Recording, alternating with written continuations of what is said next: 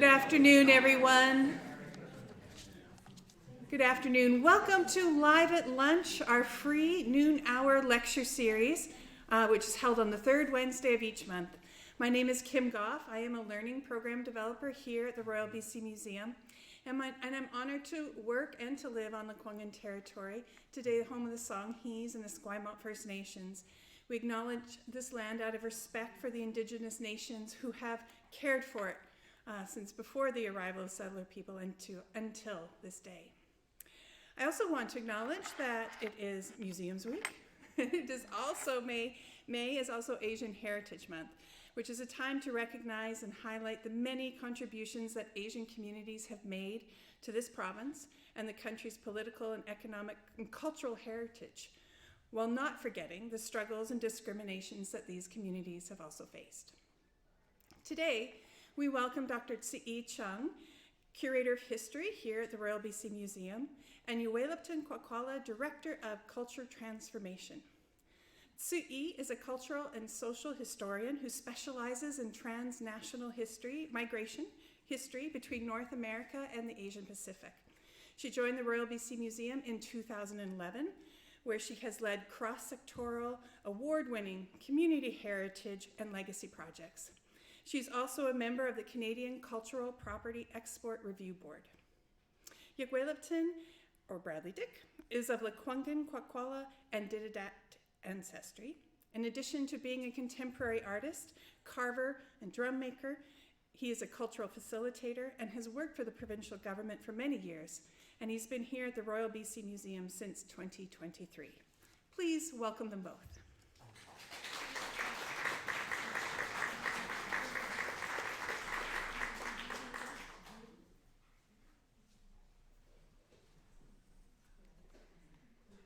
Aiz Gwecho CMs here in Shwalakwa.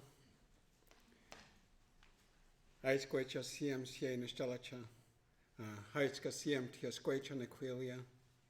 Aiz CM Tias Gwecho Tsa Lekwungen Tanu. Ni Aimat Hasa. So good day, my family, and good day, my friends. Just acknowledge and recognize our Lekwungen community known as the Place to Smoke Herring people. Acknowledge their lands and their sacred waters as well.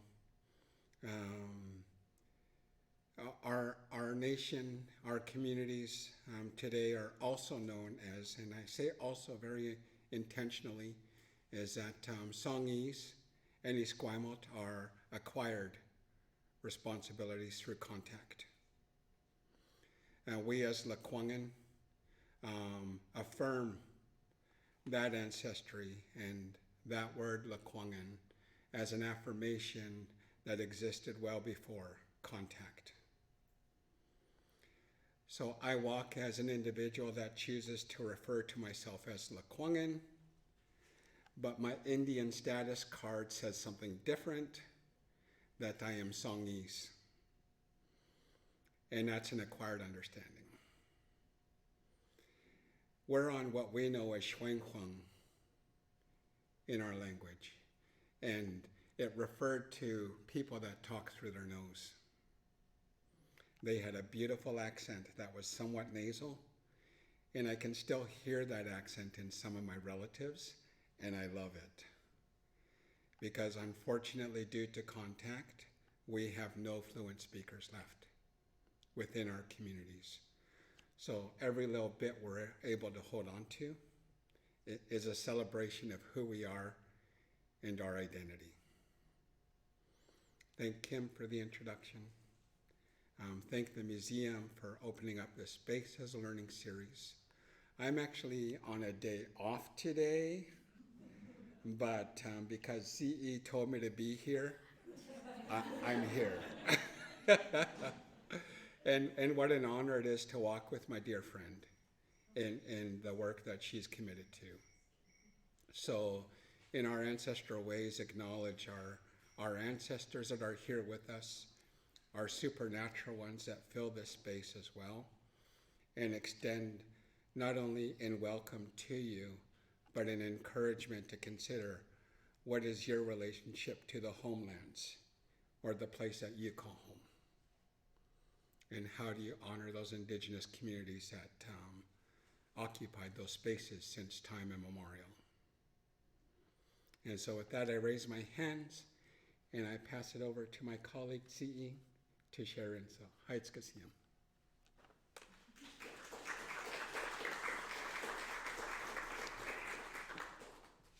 Hi everyone. I wish to acknowledge that we are here on the traditional territories of the Algonquin speaking people, and it's just a real privilege, and extend my appreciation for being on this land and meeting amazing people. So thank you all for being here. I wish to acknowledge how precious your time is and how honored we are to have you join us. May is Asian Heritage Month. The place we know today as BC, British Columbia, has long been considered the historical gateway between Asia Pacific and Canada or North America. Asian heritage is very much a diverse and living part of our collective life here. It is also the province that had imposed the most stringent discriminatory laws against Asian Canadians. Building our work upon this understanding of the colonial past and context, I wish to provide three different parts of the presentation. The first one is a quick overview of a global trend for community heritage work.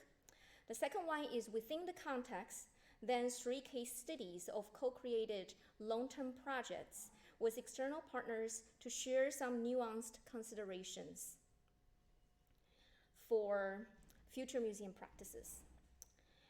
And the third part is with my special honorable guest who was not gonna be here. I did not force him. I just asked him and he very pleasantly said yes. So he will speak with me about the third case study, which is the Intercultural Lines Building Initiative that's co-developed with different community partners over a decade of conversations and collaboration. So core consideration for the work that we are talking about here are UNDRIP and equity, diversity, inclusion, accessibility as the foundation, and for our sectors to stay relevant, it is crucial to build our work upon a thorough understanding of the changing demographic, economic, cultural, and technological landscape historically and of our time. And the title of this presentation is based on the emphasis of our ongoing work on the advocacy, activism, and agency of the previous and continuously marginalized communities that we wish to work with and for. Heritage emerges in many diverse forms, and I wish to start with a working definition for the word that we're using from the perspective of the field of critical heritage studies.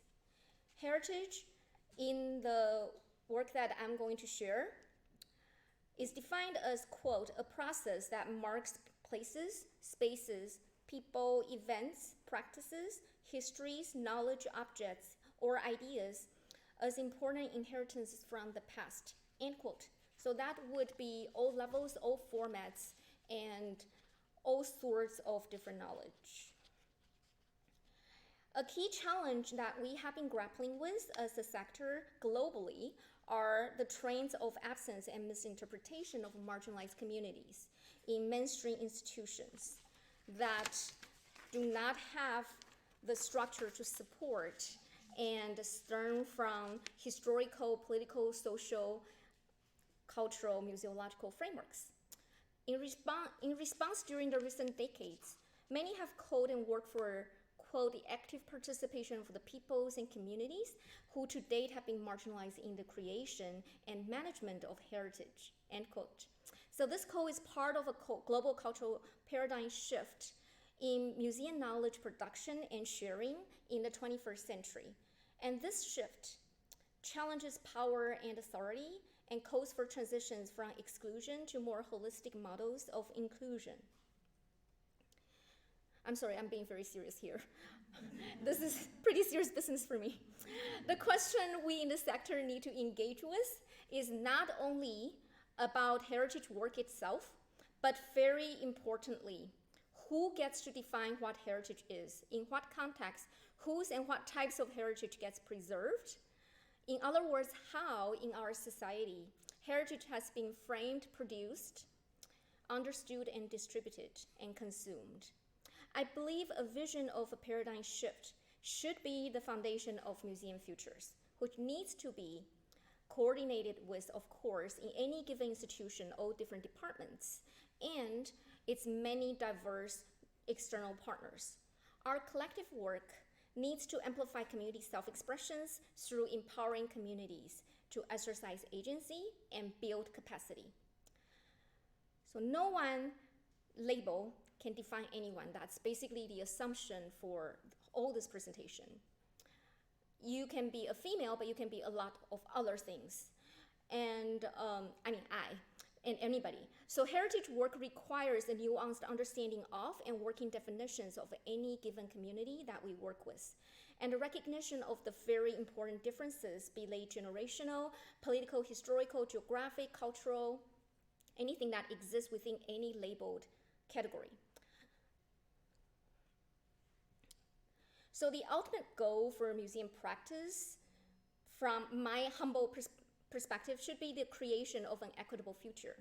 By working with and supporting previously marginalized and absent peoples across the intersectional lines of age, gender, culture, developmental difference, race, sexuality, health, ableism, places of origin, that list continues. By understanding all of our interconnectedness, I really like this artwork by this artist in different forms because it really shows how messy the interconnections across the globals are, but also just how really, really tightly connected everybody is. I will draw on 3 case studies to speak about the work that's been built upon long-term community relationships and aspirations for the next steps. And I'm really honored that some of the partners are in the room. I don't want to embarrass you, but I do want to acknowledge you when I get to that. So when I started this work, I started at the museum in August 2011. So when I started the work, it was based on the assumption that any meaningful community relationship take at least a decade to build. And the case study here really speak to that, as well as the crucial importance of partnerships, because you build on existing work and learn from each other, and it is the remarkable partners and professional staff who really make these projects come alive. So the first example is Canada's oldest Chinatown. Over the years, we've worked together with the communities on many research, exhibit, collecting, and other diverse community projects. And after many years of dialogues on what communities would like to see in their own site, many collaborations after, in 2019, we were given this piece of challenge to activate this irregular shaped window space in the courtyard of Fenton Alley and Pandora. If you come from out of town and haven't checked it out, I really hope you can see it. And of course, the amazing Trans-Canadian Museum, Victoria Chinatown Museum Society have put a location there. And that's also in collaboration with all the clan associations and the organizations that we've been working with for a long time. So we were given this challenge to activate this, and we were experimenting with some of the ideas with the communities, which is the idea of a living museum. So this pop-up that were opened during COVID highlights the Chinese Freemasons running horse lantern in digital animation to honor our conservators' professional expertise, because the original in our collection is definitely too fragile to be on display. Chinese Freemason is the oldest Chinese organization in Canada, and they were born in the goldfields of Barkerville in 1862, where the racism was the most rampant. So they continue to stand very strong through years, and their headquarters is right around the corner on the north side of Fenton Alley, where this courtyard is on the south side of it. So we chose this fine insurance map to contextualize this historical site and this exhibit pop-up, because it shows the diverse Chinatown businesses and space uses in the late 19th century. So the communities so far have seen this pop up as a good first step towards transforming Canada's oldest Chinatown to a living museum, with the prospect to honor both the historical and the contemporary living communities by creating creative corners that we hope to continue doing, and consistent signage to share glimpses into the past. This work on the living museum is ongoing from this very strong community locally. My long-term work experience was, I guess 12 years is enough kind of long-term for my life. So my experience of working with different diasporic communities has taught me that truly community-led and community-responsive museum work and successful relationship building should be in line with the long-term goals and aspirations of the communities themselves, built with community protocols and supports long-standing relationship building. And that, of course, is no easy task. Institutional timeline structure desired outcomes do not always align or are not always flexible in these ways to support. So for this work, which is starting to work with the Punjabi Canadian communities, we started conversations back in 2012 with the long-term partner South Asian Studies Institute at the University of the Fraser Valley, led by Dr. Setwinder Bains. It's a research institution built by and based within the communities. And we started with an oral history collecting in 2013. Together we set up advisory committees in 2015 who initiated and planned this gallery takeover by self-identified Punjabi Canadians. So over 150 participants from the Lower Mainland and Vancouver Island attended this event to address collective experience of being labeled as the same in legal acts and a lasting impact. The advisors designed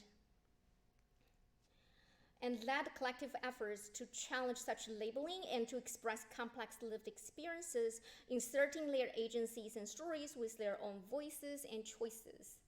If I knew when I was preparing the PowerPoint that Anita was going to be there, I actually had really good photos of Anita on that day. And you can include them just because? I'm horrid. I'm just horrid. That's what my kids would say. So at the event, we set up to share some of the collaborative oral history projects that we have collected over the years in the gallery. And that informed the installation of the kiosk in our former gallery's logging area. And the kiosk has traveled to the Sikh Heritage Museum in the National Historical Site in Abbotsford. It is important for us, and I really like this shot, because it actually gives us a glimpse of, like, in a lot of times, we really need to step back as museum practitioners and reflect on our practices and challenges. And in hindsight, we actually went through a lot of challenges and difficulties. Working with and addressing the concerns and challenges actually really helped us build a stronger project. So with the advisors, we received the feedback to go where the communities were. So we did the first round of province-wide community consultations and workshops in 2015 to 2016. And because of the community demand, we continue with the second round of provincial travel with added oral history interviews in 2017 and 18. And just by the way, that was funded by the BCMA. Thank you. Reaching over, the first round was by the H.Y. Louis family company. The second round in 17 and 18 was BCMA. So reaching over 1,100 leaders, memory institution practitioners, government, and community participants. And do I have time? So the wedding on the lower right was the first wedding in the Rocky Mountains. So they had to ship wedding utensils and other necessary things for a Sikh wedding from Padi on the island and the other communities to the Rockies, and then return them afterwards. And the couple is on the today are on the upper right-hand side, and they were telling us really amazing stories on that side. I was in front of I think that's Heritage Branch's work, which is I honor your presence here. So that's the plaque that acknowledged the Sikh history, the immigrant communities in Golden in the Rocky Mountains. Okay, so in our second round, the communities actually started to schedule their gathering with our workshops and oral history interviews so that we could meet when they came from all over the place, from different provinces, to meet in Golden. It was really amazing. And the cumulative work eventually, I'm sorry, I started in 2012, but this is very recent. Yeah, just indulge the historian. So the cumulative work eventually informed the development, and then the 2022 delivery of the South Asian Canadian Legacy Project. And I want to honor Anita. Can you stand up and just wave?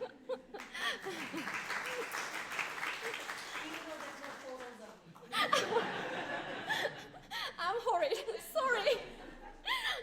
So Anita and I were serving on the project management team for the 6 initiatives, and each of the initiatives also had their own advisors. It was really, really a very large collaborative effort. So, and then our Kim, of course, is also on the project management team. And I didn't include my own photos, so please forgive me.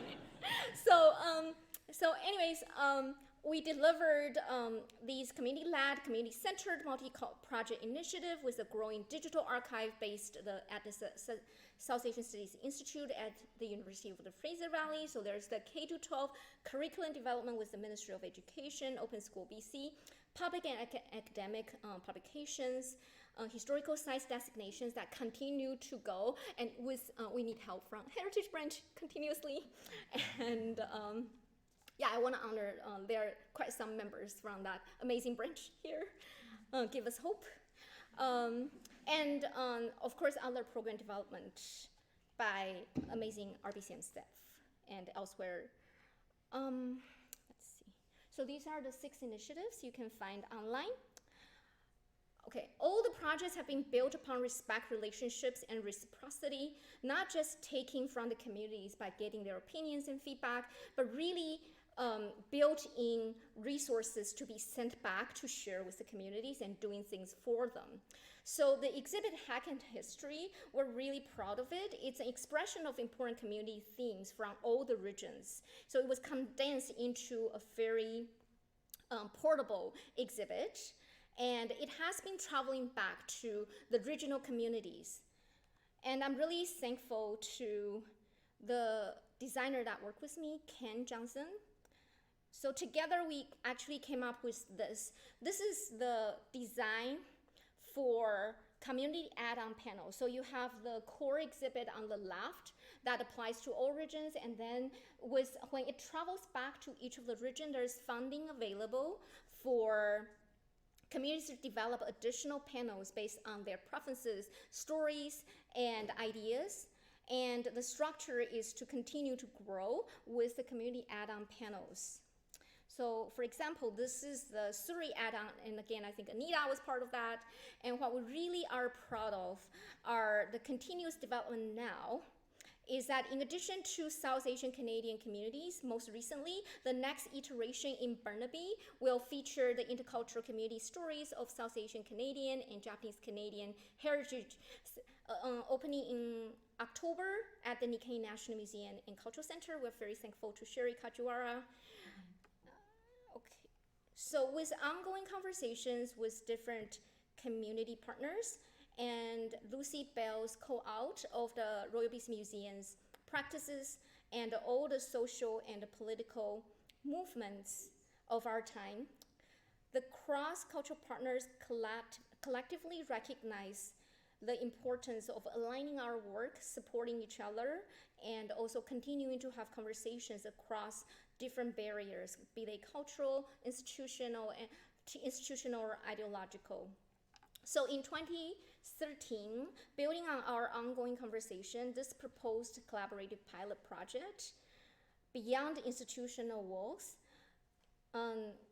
it's Lucy's idea to really focus on speaking the truth.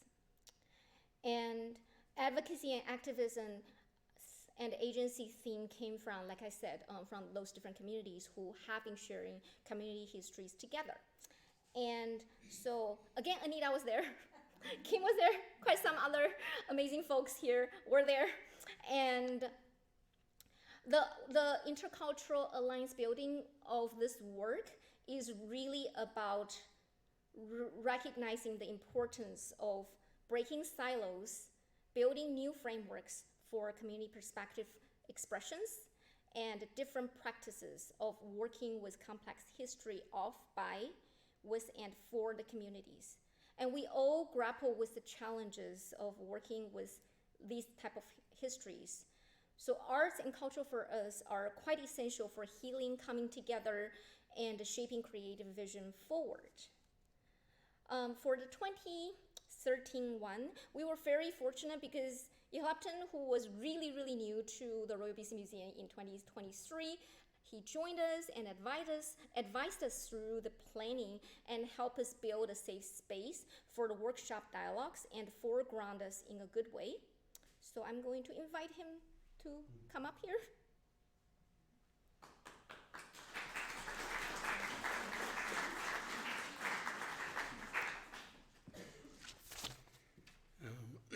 Thank you, CE, for the opportunity to share in the amazing work that you've done over the years.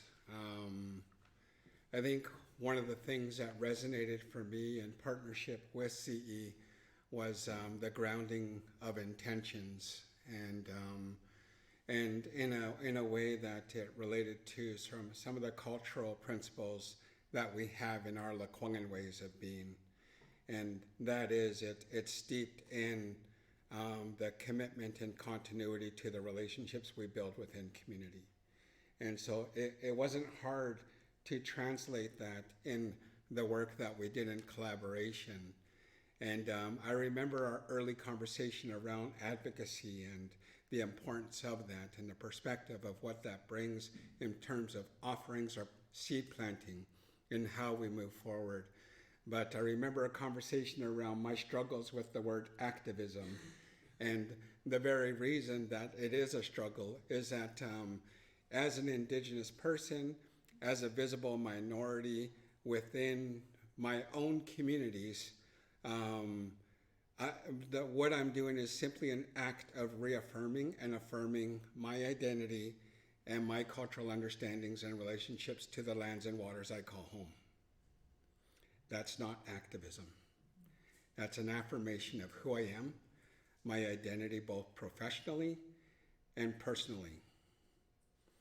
And so that commitment speaks to, how do we speak that in so it doesn't get lost in translation? How do we speak in the many layers and complexities of that?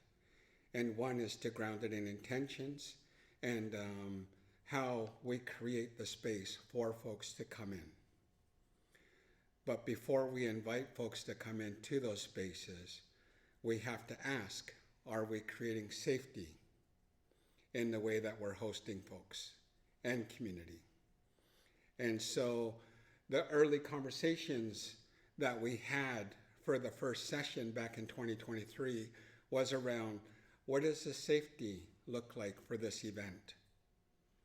Because we're asking folks to reach in to historical challenges that they perhaps have had in terms of representation in the GLAM community.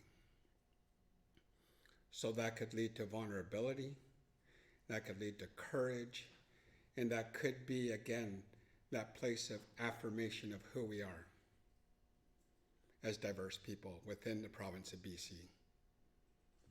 And so we thought, as a foundation, the safety we'll create in this work is around harnessing agreements and how we choose to show up with one another.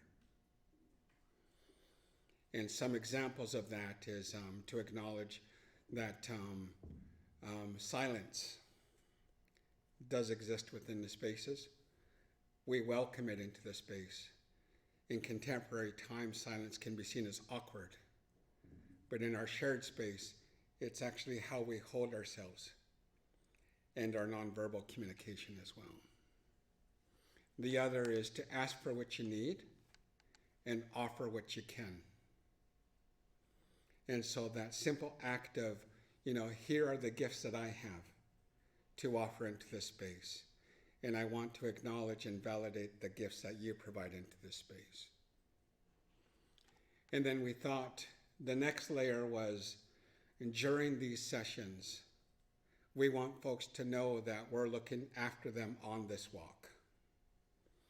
And so we reached out to Sultan Laylam, who have cultural healers that participate in many community events.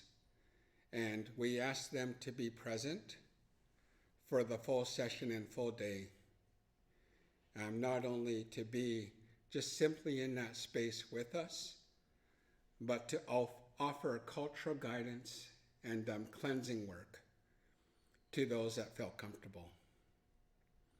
So that if they were feeling heavy in the nature of the conversations that we were having, that we had a mechanism, and these beautiful elders here were the ones providing that work for us. And it turns out, and it's no surprise, that the fellow on the left is from the Stolo territory, and we found ways that we were related. And that's what usually happens when I travel around the province, is that I run into relatives here, there, and everywhere. And for me, I think the journey was about that intentionality of safety, but that intentionality of how we invite folks into the space, how we prepare their spirits, and how we receive the gifts that they choose to share in. Because if we weren't creating that vessel for that safe knowledge to be placed, then the harvesting that, we would get, and I want people to show up as their whole selves. I want them to show up as their full being as they understand themselves. I do my work so that it doesn't reflect, anything disingenuous to who we are in our ancestry. And for me, that's important, because that's the type of space where we start to feel and see that, hey, I see myself reflected in the conversations that we're having. Hey, I recognize that some of the challenges, unfortunately, you are having are the same challenges our communities have as well, too. So let's put our minds and hearts together to think about how we move forward. And so the session for the day was about harvesting the wisdom of the collective. It was about acknowledging the experiences that led to that wisdom, but it was also that understanding that we also still have work to do. And what does that continuity look like? And so when I think of intentionality, when I think of continuity, when I think about safety, when we think about our cultural ceremonies that we host, in one way or another in our own languages, we speak that in how we host people. So perhaps in this world of museumology or galleries, etc. What are we doing to create that safety in that space? What steps are we taking to do so? What's within our mandates? What's within our commitments as organizations? And for us as a museum, what is in our provincial commitment to acknowledge? And I think about the apology letters that have gone out to many of our diverse groups within the province of BC. And I'm just like, I haven't taken the time to look at the commitments that are in those apologies. And what is my role in doing so? And how do we live into those commitments? And so that's the next part of the journey, perhaps. And that's the next part of, that safety that's required. And then it brings us back to that full loop that we can't do this work alone, and nor should we ever. And that's where that advocacy is necessary from our dominant culture.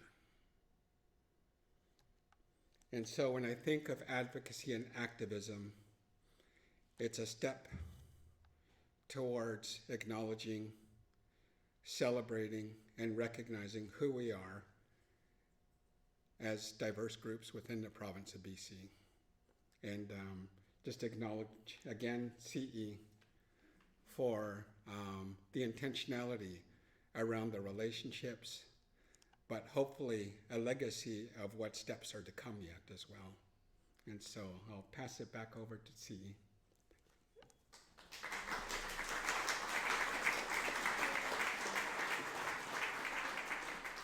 Really appreciate Yuxwelupton's continuous guidance, which has been really foundational to everything we do. So in 2024, we were connected with and fortunate to have another session with BCMA as a new partner in our 2023 to 2024 work. So each of the 2 workshops so far was composed of 3 sessions. The first 2 was to share and exchange professional experiences and challenges. And the third one was always a call to action. So what Yuxwelupton was trying to convey was that making the process culturally safe is more important or as important as the end result, which is the workshop itself. So this is the process that he developed. And most recently, we were at the Canadian Museums Association conference, sharing the experience and the calls for intercultural alliance building actions nationally. For our next steps on this work, as Yuxwelupton was sharing, BCMA is a really key partner that we wish to acknowledge their amazing work to date. And at the national level, at the CMA, just so that we all know here, that BCMA was actually quite acknowledged for their pioneering work. Last September, they co-hosted or facilitated the indigenous hosting of the BCMA gathering on Haida Gwaii. And some of us had the privilege to be there and witness how these kind of work should be done. It was definitely a very intense and difficult conference to be in, but it was also miraculous to see how an indigenous-led gathering would look like, with a lot of the values of reciprocity, respect, and kindness that were the foundation. So really appreciate the BCMA team. And like I said, next steps would be really, because we have all been working on the Intercultural Alliance Building Initiative at the side of our desk from different institutions, trying to do things across institutional lines. So BCMA will be a really important partner for us to explore the next steps. I really want to acknowledge them. But also, Jasmine, do you want to speak a little bit? It's all about partners. I didn't prepare anything, but You don't need to. I mean, I'll just say that we're happy to work with you on this too, and we're trying to figure out what the future of it is, and the hope is that the BCMA can take it on and continue to expand this work as well. So I raise my hands to all of you for doing it the past few years, and we're in awe of you too. So that's all.